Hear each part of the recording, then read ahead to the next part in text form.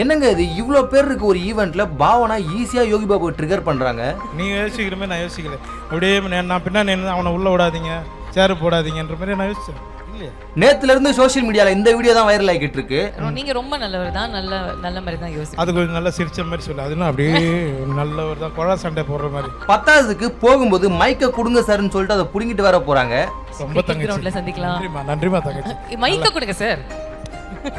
Social மீடியால எல்லாருமே இதே மாதிரி பேசிக்கிட்டு இருக்க இந்த சிச்சுவேஷன்ல பாவனாவே இப்ப ரிப்ளை பண்ணிருக்காங்க.